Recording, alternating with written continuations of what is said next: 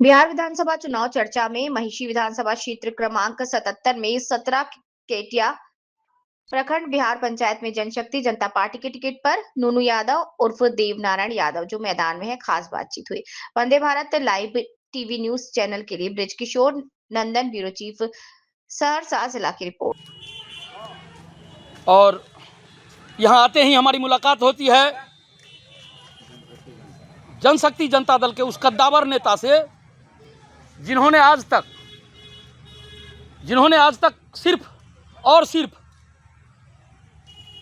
अपने जनता के लिए ही काम किया है। अब जनता के लिए काम क्या किया मैं आपको बता दूं। कारू खिरहरी मंदिर जो कोसी के कछार में है, कोसी की विनाश लीला झेल रही थी, आज यही वो नेताजी हैं जिनके अथक परिश्रम से समाज को जागृत कर अपनी मेहनत के द्वारा सरकारों से लड़कर उस व्यवस्था को प्राप्त किया है। और इनको टिकट भी जो मिला है वो एक ईमानदार पार्टी है। अब मैं आपको बता दूं वो ईमानदार पार्टी कौन है। वो है जिसको आजकल मोदी जी बराबर चारा चोर, अलकतरा चोर या पता नहीं क्या क्या बोलते रहते हैं। उन्हीं के घर में जन्मा हुआ एक कमल का वो फूल जिसे तेज प्रताप के नाम से जाना जाता है। अब आपको पता ही होगा वो तेज प्रताप क्यों है। वो तेज प्रताप इसीलिए है कि उनका प्रताप में इतना तेज है कि वो अपने परिवार के इस घटनाक्रम को झेल नहीं पाए और परिवार के लोगों ने उन्हें अपने परिवार से विदा कर दिया और वो परिवार से अलग हो गए। परिवार से जब वो अलग हुए तो उन्होंने एक पार्टी बनाई और वो पार्टी बनाई तो चूंकि उन पर भी आज तक भ्रष्टाचार का एक दाग तक नहीं लगा है तो उन्होंने भी वैसे कैडर को खोजकर अपना टिकट दिया है जिनके ऊपर एक दाग तक नहीं है और कोसी में पहचान का मुहताज नहीं है। आइए मैं आपको मिलवाता हूं उस शख्स से जिनका नाम है नूनू यादव, देवनारायण यादव उर्फ नूनू यादव। नूनू यादव लोग बड़ा प्रेम से उनको कहते हैं। तो अब नाम से ही आपको पता चल गया होगा कि जो समाज के नूनू होते हैं वो सबके प्यारे होते हैं, इसीलिए इनका नाम देवनारायण यादव के बाद नूनू लगा दिया गया ताकि ये सबके लिए नूनू बने रहें। और आशा ही नहीं, पूर्ण विश्वास करते हैं कि इनकी राजनीति छवि भी वैसे ही दागदार होगी और आने वाले समय में इनसे क्या काम लिया जा सकता है। आइए मिलवाता हूं देवनारायण यादव उर्फ नूनू यादव से।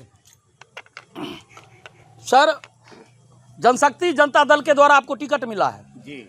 आपका पूरा नाम क्या हुआ सर? देवनारायण उर्फ नूनू यादव, कोसी के कछार में मेरी पैदाइश। मैं जानना चाहता हूं सर कि लोग आपको वोट क्यों दे?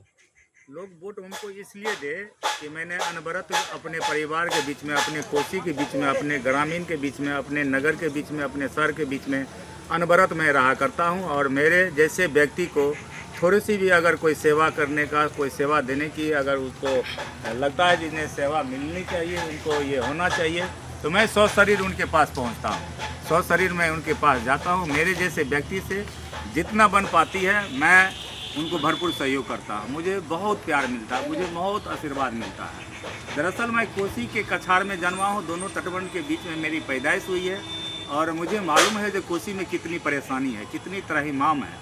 लोग कहाँ से लोग कैसे परेशान होते हैं, क्यों इनकी घर सालाना कटती है, क्यों सरकार इसको नज़रअंदाज करती है, क्यों यहाँ के जनप्रतिनिधि इन्हें देखने की भी फुर्सत नहीं होती है। दरअसल हमारा देश जब से आज़ाद हुआ तब से हमारा महिषी विधानसभा में बाहर के लोग आकर के जनप्रतिनिधि बने हैं। कोई भूल चूक से गेबो किए हैं तो उनको मालूम नहीं चल पाया है कि भाई परेशानी क्या है। तो मैं आपको सबसे पहले आपके चैनल को, आपको मैं नमस्कार प्रणाम करता हूँ। आपके माध्यम से मैं अपने इस प्रीत क्षेत्र का, इस महिषी विधानसभा के प्रीत इलाका का अभिनंदन करता हूं, प्रणाम करता हूं। और मैं आग्रह करता हूं, जो यह चुनाव की ये दौर है, चंद तरह की पार्टी आएंगे, बड़े बड़े लोग आएंगे और आप देख भी रहे हैं जो अनवरत मेहनत कर रहा है क्षेत्रीय कार्यकर्ता, अनवरत मेहनत कर रहा है विभिन्न दल के विभिन्न कार्यकर्ता। और जब टिकट देने की पारी आती है तो बम्बई से लोग आते हैं, हेलीकॉप्टर से लोग आते हैं, वीडियो बन के लोग आते हैं, सीओ बन के लोग आते हैं। आखिर वाजरा क्या है जो इतने इतने बड़े पैसे वाले लोग, इतने इतने बड़े पद पे रहने वाले लोग भी आकर के जन सेवा करना चाहते हैं। ये मेरे समझ से परे है, जबकि यह जन सेवा सर्वोत्तम सेवा का ये पथ है। यहाँ अनवरत जो ये पद पे जाना चाहते हैं या जो अपने आप को लीडर कहते हैं, उनको 24 घंटा जनता की ये प्रॉपर्टी होती है, जनता की यह बॉडी होती है, और यह जनता की बॉडी को जनता जब मर्जी हो तब उठा सकता है। लेकिन होता क्या है, आप हमको जिताते हैं, हम अपने आलीशान बंगला में घुस जाते हैं, गेट पर हम लिखवाते हैं कुत्ते से सावधान, बड़े बड़े कुत्ता पाल रखते हैं। आखिर वजह क्या है? आप क्या जनता को कुत्ता समझते हैं जो वोट लगा कर आप पार्लियामेंट में बैठते हैं? क्या आप कुत्ता जनता को आप इतना लेयर का लोग समझते हैं जो आप अपने डेरा के सामने में कुत्ते से सावधान लिखते हैं? इसका मतलब आप जिस हाउस में रहते हैं उस हाउस में रहने वाला लोग कुत्ता हो सकता है, यह गरीब, यह पीड़ित लोग कुत्ता नहीं हो सकता। मैं आपके माध्यम से उन तमाम उम्मीदवारों को चुनौती देता हूँ, अगर आप में क्षमता हो तो कोसी के कछार पे चला जाए, और कोसी के कछार पे जो आदमी इस पार से उस पार नदी हेल जाएंगे, मैं आपको विश्वास दिलाता हूँ मेरा सबसे बड़ा समर्थन पहले आपको होगा। कोई पार्टी रहे या ना रहे, मैं आपको निर्दलीय जिता दूंगा। जिस व्यक्ति को कोसी हिलने के लिए ना आता हो वो कोसी का सेवा क्या करेंगे? जो व्यक्ति कोसी में ना जन्मा हो, कोसी का पेड़ा क्या समझेंगे? जो व्यक्ति गांधी जी का, लोहिया जी का खाल पीन करके जनता के बीच में घूमता हो, और नीचे में सोने की दुकान, ऊपर में 3 मंजिला मकान, आपको याद होगा गांधी जी, डुप्लीकेट गांधी जी, आप क्या कहते हैं, आप खपरा के घर में रहा करते थे, आपके भाई भतीजा भी आपको बार दिया था। मैं पहला व्यक्ति, जब रंजित रंजन जी यहाँ के सांसद बने थे, मैंने आपको सांसद प्रतिनिधि बनाया था। ना आपको सांसद प्रतिनिधि हम बनाते, ना आप विधायक बनते।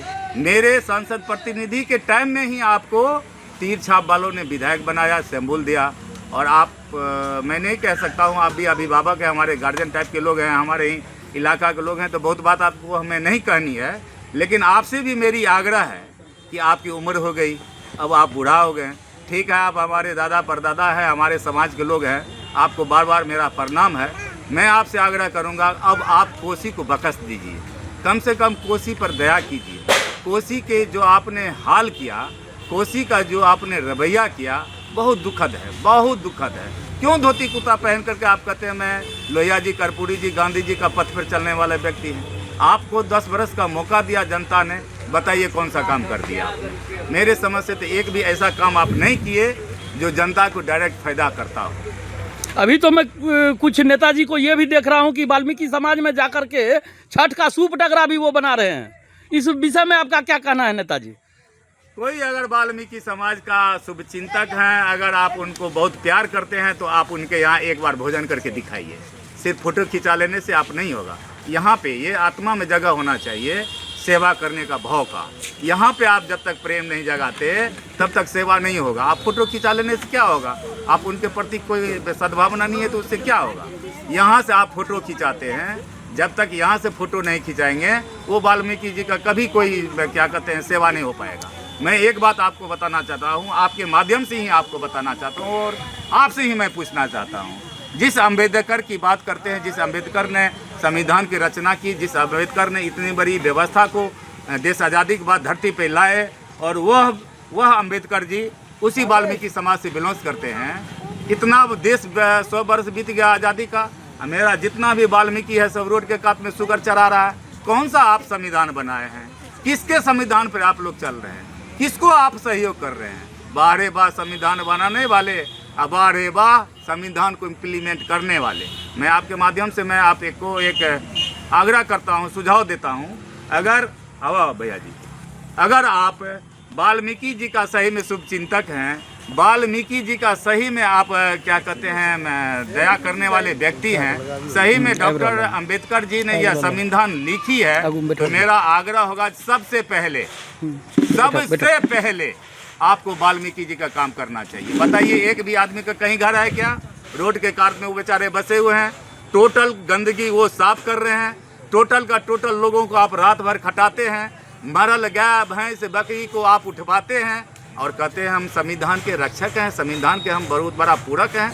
मेरे समझ से आपने अभी तक संविधान को सरजमीन पे लाया नहीं, और उस वाल्मीकि समाज को अभी भी वो रोड के कात में आप रखे हुए हैं। उनके लिए सबसे पहले जिस किसी की भी सरकार बने, मैं आपसे आग्रह कर रहा हूँ, किसी का अगर विकास हो या ना हो, उस वाल्मीकि को आप जमीन दीजिए, उसका मकान बनवाइए, उसके बाल बच्चा को पढ़ाने की व्यवस्था कीजिए, तब मैं समझूंगा सच में आप वाल्मीकि जी के ही संविधान के अनुकूल आप काम कर रहे हैं। बहुत बहुत धन्यवाद। एक छोटा सा सवाल और था सर, अगर आप जीतते हैं तो आप अपने गरीब जनता को क्या फायदा देंगे? मैं अगर जीतता हूँ, एक तो आप पूंजीपति वाले लोग हमको जीतने दीजिएगा नहीं, ये करोड़पति खरबपति लोग हमको जीतने दीजिएगा नहीं। अगर भूल चूक से कहीं जनता ने पर्री से पर्रिया नीलाम कर दिया, अगर कहीं मैं जीत गया, तो मैं सबसे पहले उस गरीब का काम शुरू करूँगा। मैं पलटी करूँगा इसको, ये बड़े लोग नीचे जाओ, छोटे लोग ऊपर आओ। मैं अनवरत उस गरीब के घर में रहूँगा, उस गरीब का सेवा करूँगा। आपके जैसे पत्रकार, आपके जैसे पूंजीवाद का मैं अनवरत विरोध करता रहूँगा। बहुत बहुत धन्यवाद सर आपका वंदे भारत लाइव टीवी न्यूज से जुड़ने के लिए। जय हो, प्रणाम। लाइव टीवी न्यूज के लिए ब्यूरो चीफ ब्रजकिशोर नंदन, कैमरामैन नाजिम के साथ।